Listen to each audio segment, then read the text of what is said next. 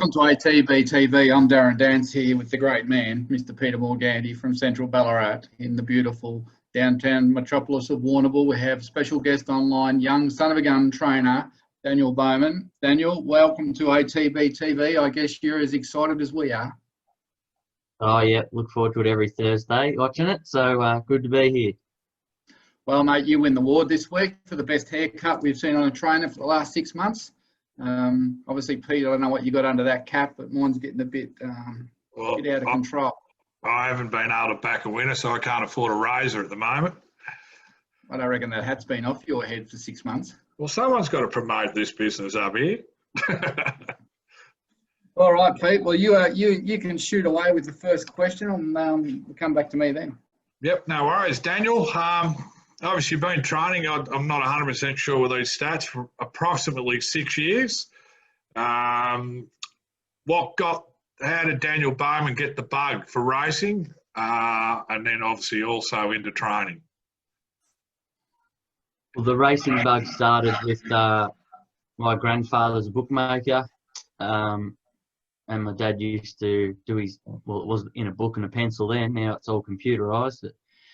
He used to do his books at the races, so I used to get tagged along as a kid and run around a race course.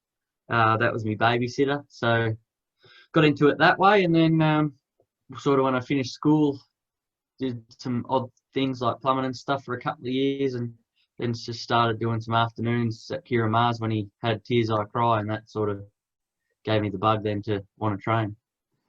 Obviously a few stables along the way to where you are now, and you would have gleaned a lot off a lot of those mentors. Yeah, definitely. I just sort of looked at it as I want to work for as many people as I can and learn as much as I can from each of them. And, trainers like Kira Maher and David Hayes are both up the top of the Victorian Trainers Premierships now. So to work for both of them and learn off both of them was always going to be a big asset. Daniel, your training base, obviously at Wangoom. Tell us a little bit about that and how many horses you've got in work. Yeah, we're on 29 acres here at Wangoom. We've got 30 boxes. Then we've got 8 the sort of 30 by 30 grass paddocks. And then we've just recently finished putting in another 20 grass yards. They're about 18 by 18. So it's nearly complete. But most trainers will tell you they're never finished changing their property and touching it up. So we've got about 35 in work here at the minute, and then another 4 or 5 in pre-training. Just back to the start, Daniel. Jarrah Twist was, I think, your first winner. I'm just going off the racing.com stats, over 100 winners, and obviously a Group 1 winner, which we'll touch on a little bit. But Jarrah Twist, he was important at the time when you were first kicking off.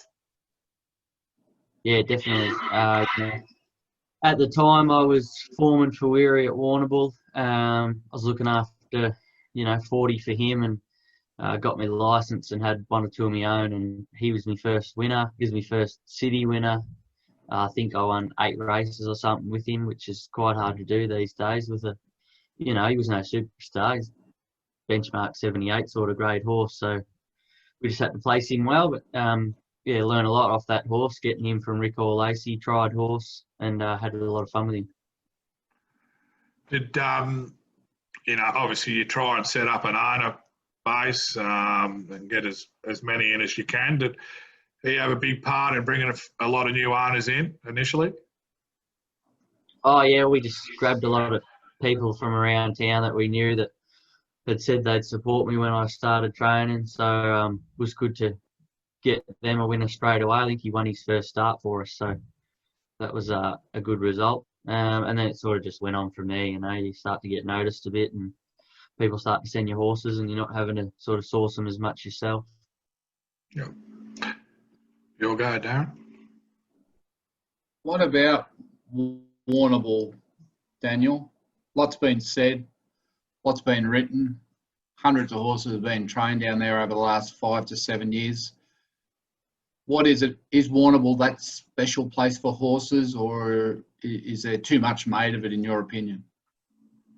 Oh, look, I think it's not so much Warrnambool, but just training in the country seems to be a bit more of advantageous at the moment. You know, look at the last few years, where a lot of the Group 1 horses trained out of the city have been, and they've been down here. You know, I had one, Lindsay had a couple last season. You know, it won't be long, hopefully, before Matty Williams and Simon Wild get a couple on the board. I think it's just the country atmosphere. We've got everything you need. We've got the beach, good grass track, got a lot of little country tracks around that we can take horses for a trip away and give them a trial and a gallop at. It's just probably 1 hour too far away from Melbourne when you start to be hitting the highway every Saturday, that's all. Is it the deep sand? Is it the water?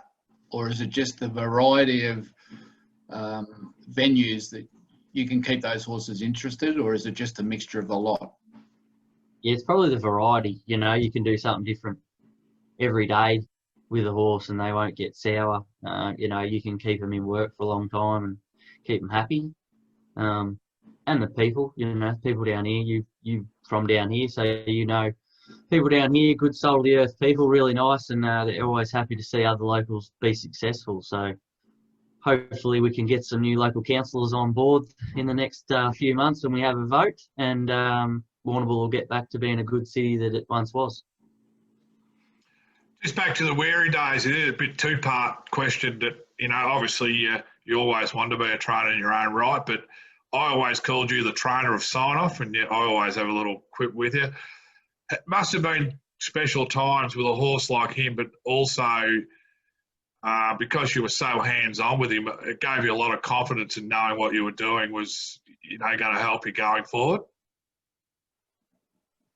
Yeah, definitely. You know, horse like that, when you've got a set goal in mind, which was to get to the Melbourne Cup, I think it's a lot easier to train a horse like that, where you know the target and you can work towards it. Training benchmark horses is quite difficult because you've benchmarks up and down, fluctuating, and you're sort of dictated to by where you get a run at sometimes.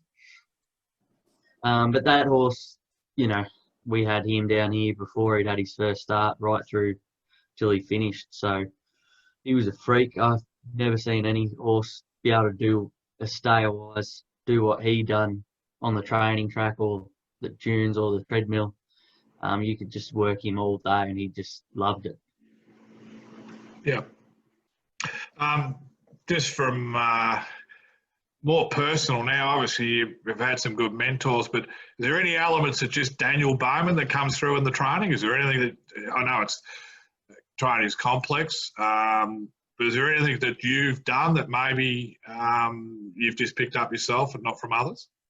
Or I think you do, should I say? Probably just mine and Danita's sort of laid back attitude.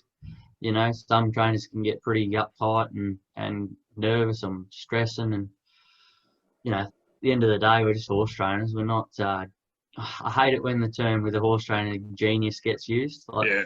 we're not curing cancer, anything like that. Like, there's a lot more important people in the world than horse trainers that do harder and harder things. We're just someone that wants to work with horses and, you know, happen to be good at it. So that's probably us. We're good family people, and that's probably our spin on it. We just don't sweat the little things. Yeah. Tell us about your typical day, Daniel. What time would you rise in the morning? What's the first thing you do? Do you go to Twitter and answer all the trolls, or do you go and feed your horses? He sets some trolls online, he does. Yeah, got to put a spark up them. Alarm goes off at about 3:15. So I get dressed and have a juice and make a coffee, and then head down the back, and I'm down the back probably 10 or 15 minutes before everyone else. So make sure walk around the stable and check over the boxes and everything first, and then make sure the work board's in the right order for the guys to start loading trucks to take some to the track. And then we feed a few and head into the track and work anywhere from sort of 15 to 20 in at the track. And then we come back and then we take another sort of 10 to 15, whether it be to the beach or up to the park to jump over the logs, or to Matty Williams and use his heavy for the morning. Then we'll probably finish around 10:30 each day. Come up the house, make sure all the noms are in order before 12 o'clock. Have breakfast, muck around with the kids for a little bit if they're home. Try and squeeze an hour nap in some days, and then just whatever Danita's got planned for them in the afternoon after that, whether it's just checking in, overseeing the afternoon staff to make sure they're under control, or looking after the kids so she can get some bookwork done. It's the boss. It's a big day, isn't it? It can be with races. When you got to go to the races, can be big days, especially sort of you get a few in a row. Like this weekend, we've got Geelong, then Caulfield, then Ballarat, then Ararat, sort of 4 days on the road in a row. So that's what adds up. You're sort of feeling the pinch by the middle of next week. Have you ever thought about buying one of those trucks you see the showies driving around in, where it's got the accommodation in the front and the horses in the back?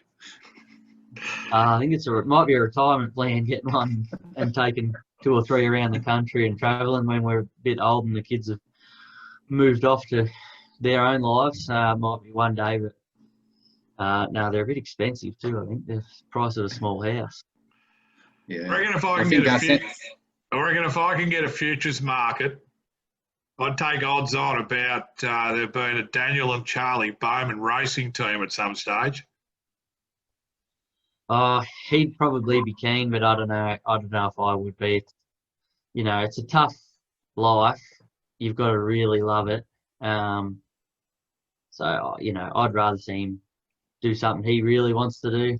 If that's what it is, so be it. But you know, he loves his golf and his footy at the minute. So you know, who knows? He might be a golfer, and I might be able to retire early and be his caddy. See his favourite horses racing this weekend, Bivouac. He'll be keen to watch him get around. Oh, he's on there anything at the minute. He was telling us midway through telling us the story last night, and the TV was on in the background, and a ad with Black Caviar come on, and he just dropped what he was doing and started roaring to go Black Caviar, and then he forgot what he was talking about. He just lost his train of thought. So he's probably definitely got the bug. Where that takes him, who knows? Just for everyone, we're obviously talking about Daniel's eldest boy, Charlie, and you've also got Annie, and probably more importantly, the person who steers the ship is Danita, your wife, obviously a huge influence in the business. Yeah, absolutely. We don't get paid unless she's involved. She does all the accounts and bookwork, and I wouldn't have a clue. I don't really know how to use the technology at all. She handles all that stuff and does the race days and straps the odd one. So she sort of does everything that needs to be done that I can't do. So probably the glue that holds the show together. Also provides racing.com with a lot of promos. Yeah, well, they had me on last night, and I said it would be weird with no crowd, but I said if you've seen her celebrate, I don't think I need a crowd.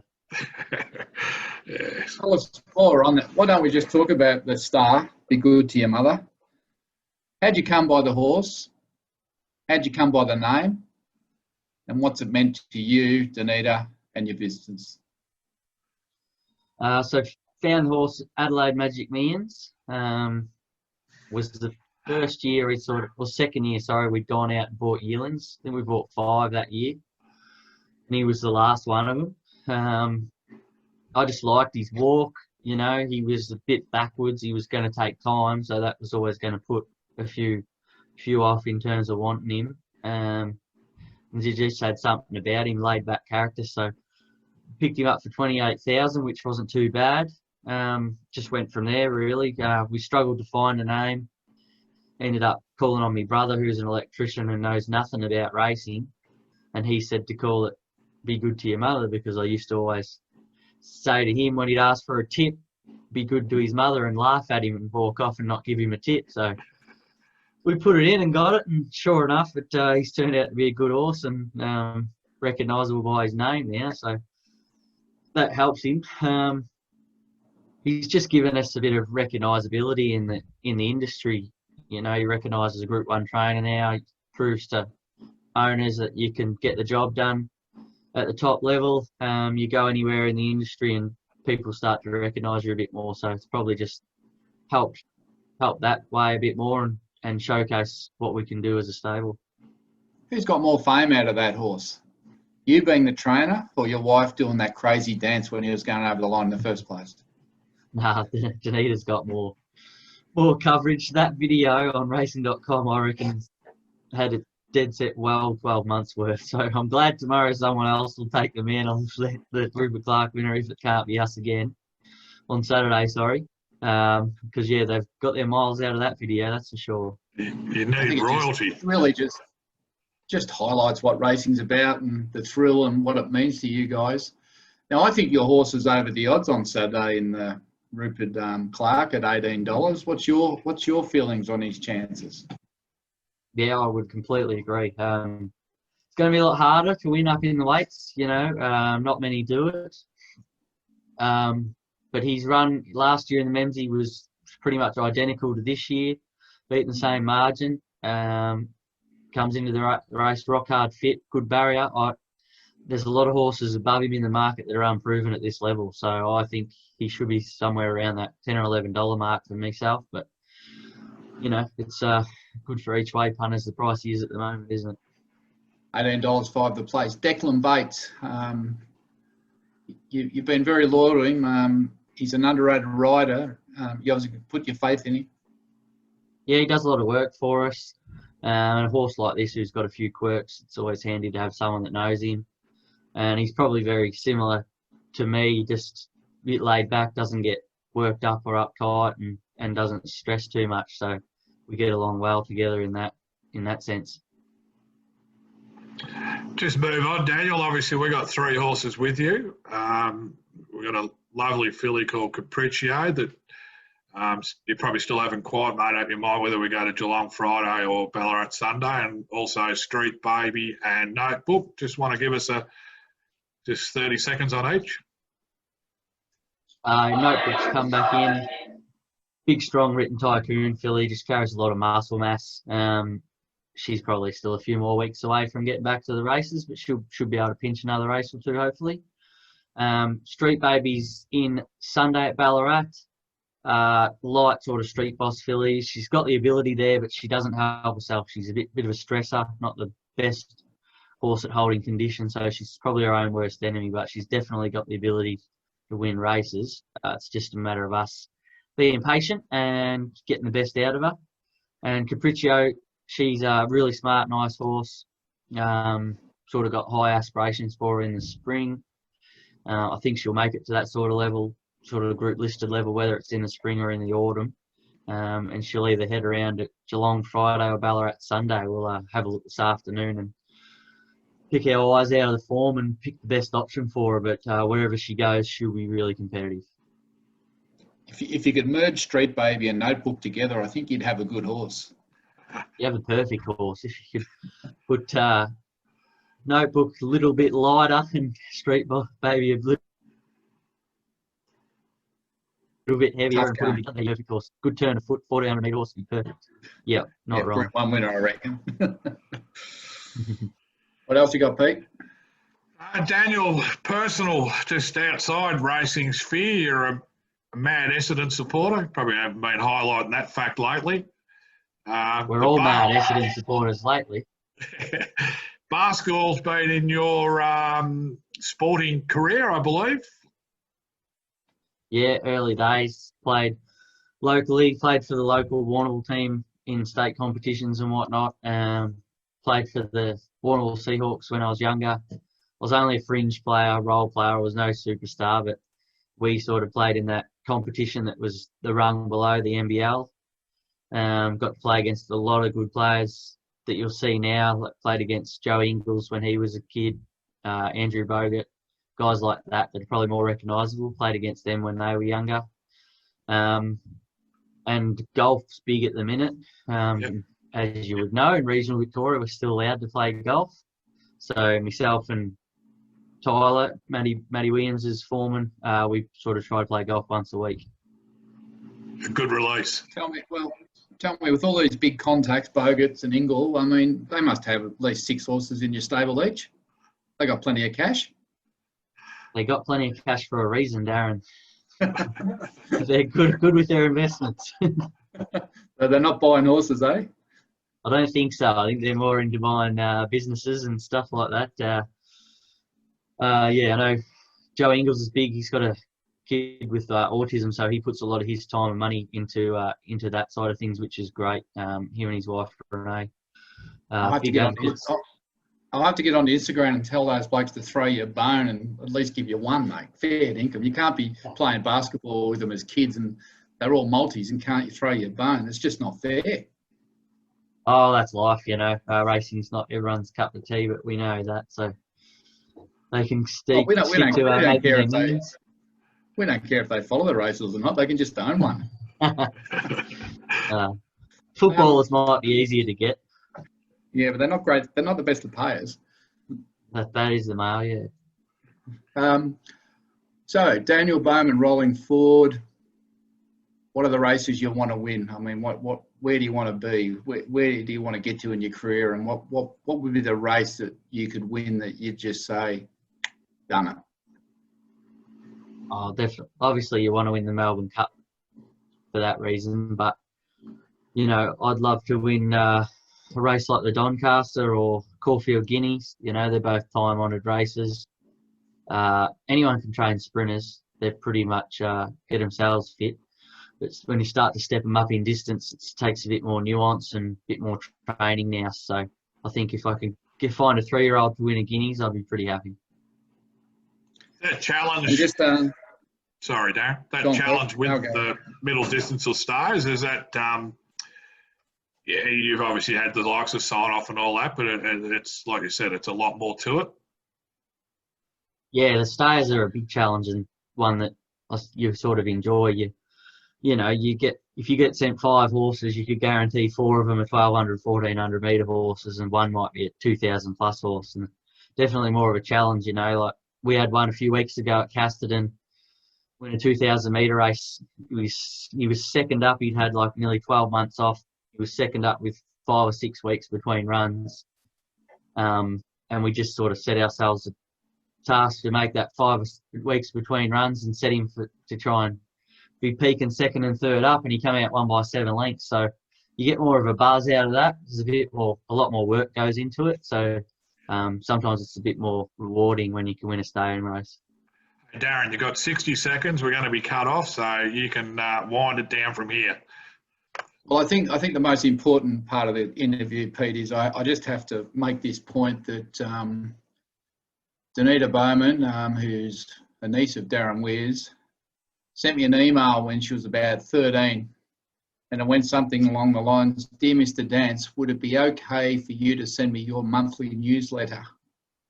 When she was a young girl, and we put her on the database, and we used to send her a newsletter every month from the time she was 13, and it's just amazing now to see that, you know, she's come through working at Weir Stables, and she's married Daniel, and, you know, they're a fantastic team.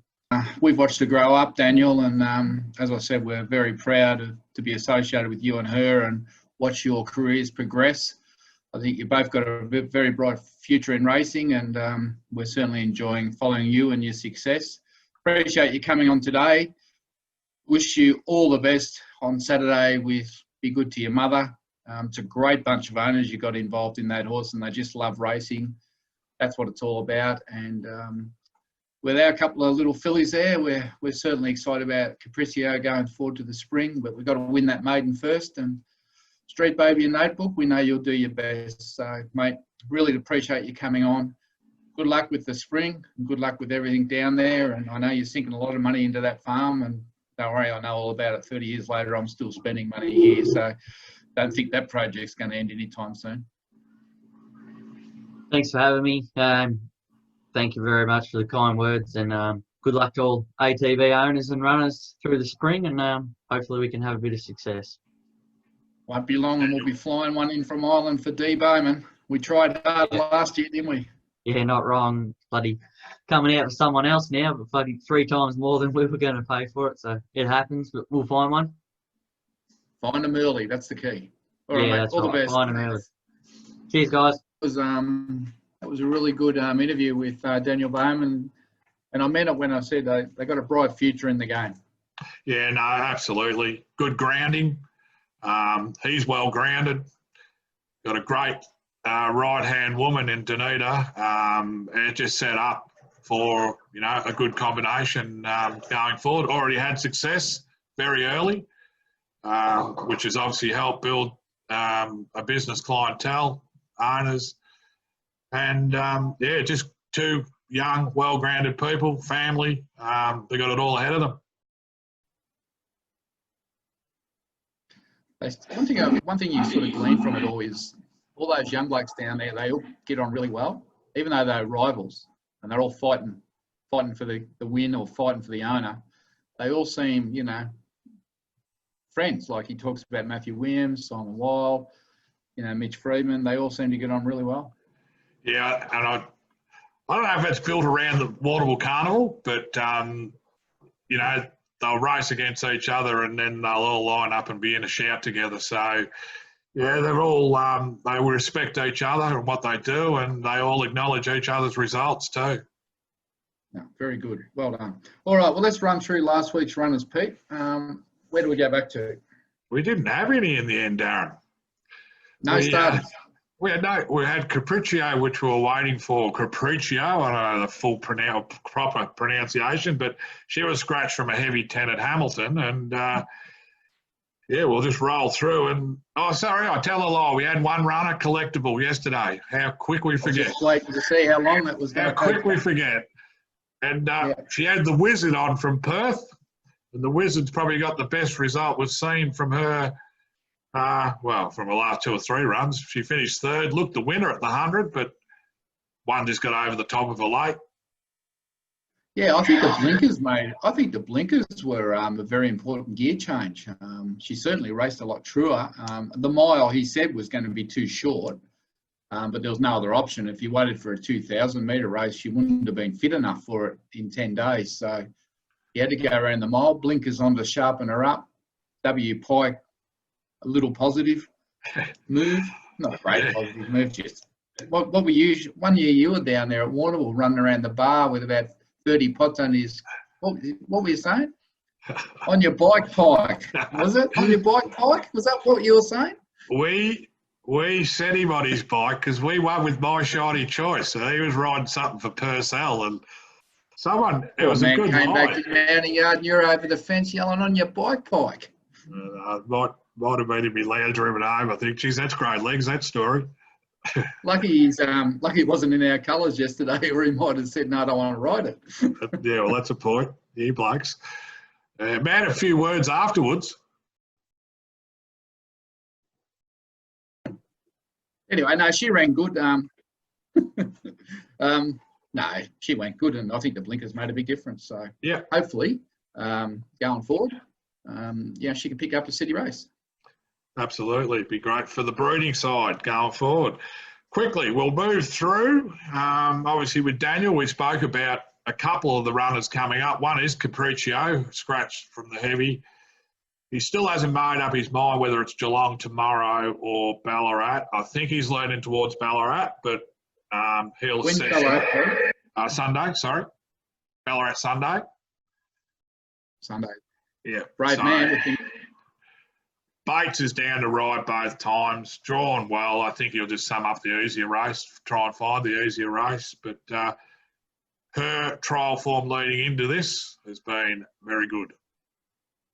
Yeah, she's got to be some hope. I mean, he's talking about running her in Melbourne races during the 3-year-old fillies carnival, and she won't be going to any of those races unless she can win a maiden. So you've got to win that maiden, Pete. So it's very important. But you know what?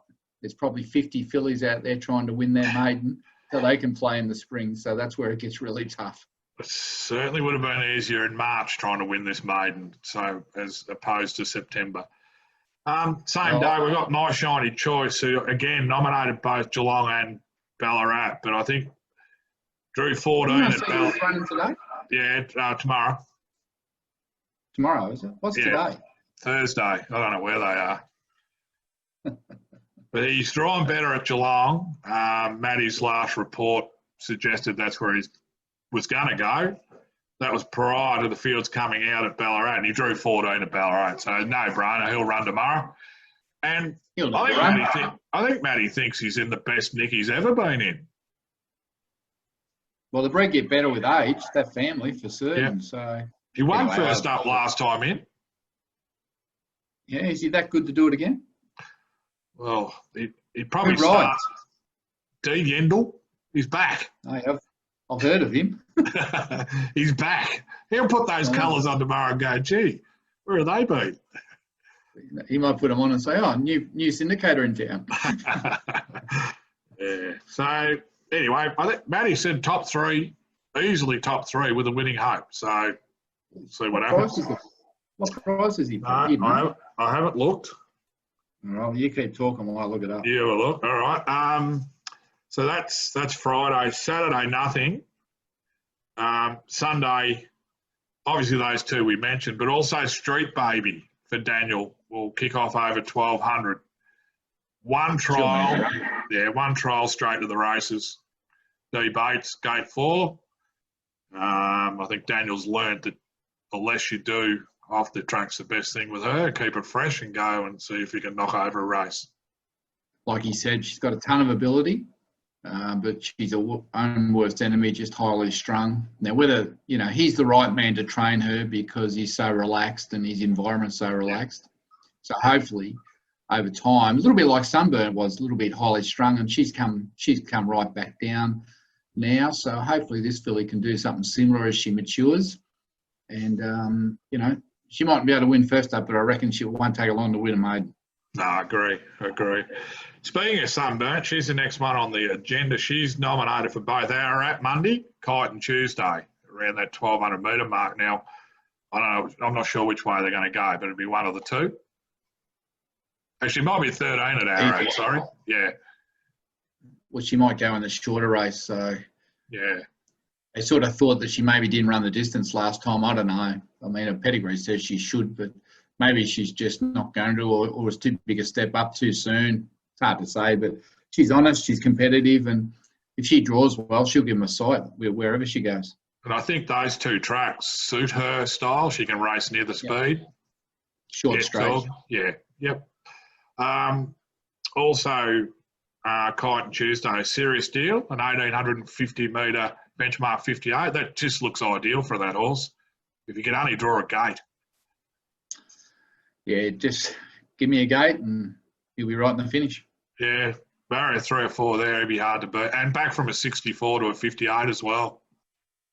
Yeah, no, he gets his chance there, I think. Please give me a gate. Then to Wednesday, which I think it's the Derby and Oaks Trials Day, next Wednesday at Flemington. We've got Gamay and Connery nominated for the same race, a benchmark 58 mile. Gamay off the back of a good first up run at Caulfield, and Connery off the back of some feed issues. Gamay can't be in a 58, surely. 78. Ah. Yeah, no, not 58. I was going to say. Oh, well, Gamay, she'll need that, but third up, she should be ready to win. And Connery, well, he's had a few issues. Yeah. And we all know he's probably in his last prep, but he's such an honest, consistent horse. If you can get him right on the day, he just puts in. No, that's right. And I think for Gamay, obviously, like you said, fitness-wise, we get, she steps out third up. She's going to be cherry ripe to where we want to be. With Connery, it is a look and see, definitely a look and see. And it's not the ideal track for him. And, but like Archie said, you can't go to the bush with him because he's not in that lower grade and he'll get too much weight. And I think we've always seen when he gets down in the weights, he does run better. So I think you build a bridge after next Wednesday's run and you go from there. Well, there's a lot of rain forecast on Monday, so that track has to be a 5 at best on Wednesday. So that's really going to suit him. He doesn't carry big weights because he's not a big horse, and if he's going to win one in town, this prep or the rest of his career, it's probably going to be Wednesday. Yeah, no, I agree. So that's it. I can't look too much further ahead than there, but that gives us, potentially half a dozen. Yep. And And, half a dozen runners and some nice horses amongst all of them. Yep. Hopefully Now, we had a a few winner. people. Yeah, we had a few people asking, where's Crackerjack Prince? Why hasn't he been decided? Why isn't he on Wednesday, Pete? No, 30th. But bypassing the trial and going to a mile race at Ballarat on the 30th, I just thought that just that little bit of time in between. He wasn't as if he pulled up sore, but he certainly knew he had him. Yeah. And look, he's a promising stayer. I reckon he's following a little bit the similar campaign he followed with Gamay last year, where he kept her out of the big play until the last minute, didn't he? Because I think Gamay might have won a race at Ballarat or placed at Ballarat and just took it to town when they were ready to win. And watching Archie, I think he's pretty clever at doing stuff like that. Yeah, no, I agree. And, you're going to get a good surface at Ballarat too that'll suit that horse. So, and if he comes through that, like you said, you can aim a little higher. So, yep. Yeah, not too much more from a point of view of horses coming through. Obviously, there's a few there that are in the trialling system, but that's about it. Well, got a birthday though. You probably don't want to hear. Sorry. Apart from you got Marley, a birthday. Well, Marley's tomorrow, but there's Kathleen's birthday today. Oh, right. Okay. Kathleen Brown turns 50. Oh, gee. Turns 50, does she? Keep me out of this. Well, happy birthday to Kathleen, who turns 50 today, our Queensland operation there. Marley turns a big 7 tomorrow. So she's kicking on a bit too. Haven't we heard about that for the last 40 days? That's great. Now, we are going to run a spring tipping competition of some sort, Pete. And we probably need to kick it off, maybe not this weekend, but maybe next weekend. Yeah, the weekend after, I reckon. I think you and I will have to sit down and work out something that's not too convoluted, not too hard to score. I don't know. I was just thinking, we might even look at something like Group 1 races only or something. So anyway, by next weekend, ATB TV will have the details. We do have a little bit of sad news, Pete. One of our owners passed away earlier in the week, unfortunately. Very good friend of Liz, Lex Teakle, passed away. I think she was 1 day shy of her 95th birthday. And, it's a great innings, but, a very sad time for her and for Liz, particularly the Teakle family. And we send our condolences out to them because she was good fun and she loved getting on the phone. And I think she would have rang you quite a bit. And she had the hots for Robbie Griffiths, even at 94, and she used to ring Robbie Griffiths off. And he loved it. So probably the only fan call he ever got. So I did have condolences to the Teakle family. Yeah, absolutely, and from here as well. And I know when Lex rang, there was 2 questions she always asked: how were the kids, especially how was Marley, and what do I have me $5 each way on this week? And whether it was her horses or whatever, if you gave her a tip, she would be, just hold on a moment, my pen's not working, I've got to write these down. And she used to always get someone to put the bets on for her. And win, lose or draw, she'd come back next week asking for the tips and the same questions. A lovely lady, and it was sad to hear that news, but 95, it's a pretty good innings.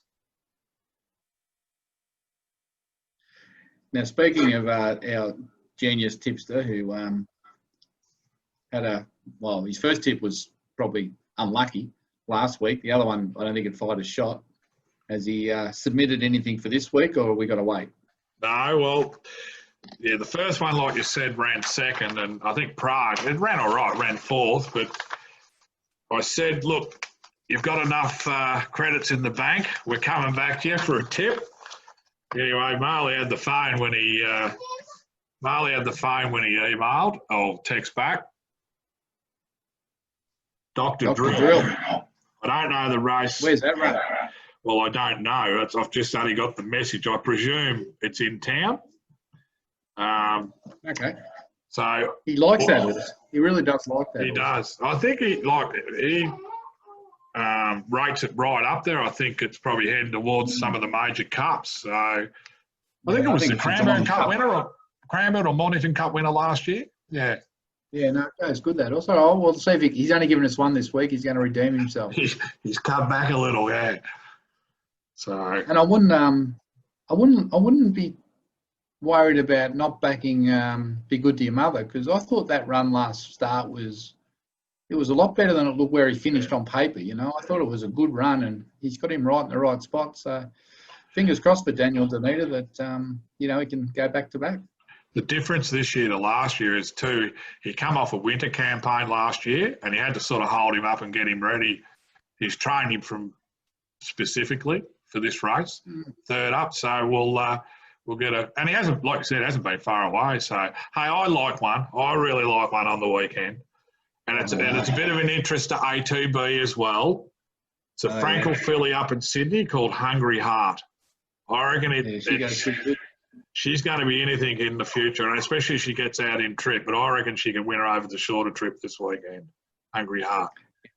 He's a very smart horse, Pete. Very smart horse. Anyway, it's all starting to hot up for the spring. So it was great racing last weekend, and promises to be that again this weekend. So anyway, we hope you enjoyed the interview with Daniel Bowman, and I guess we'll have someone else on next week, Pete. You'll tee that up, and we'll go back there. So until next week, I'm Darren Dance with Peter Morganti.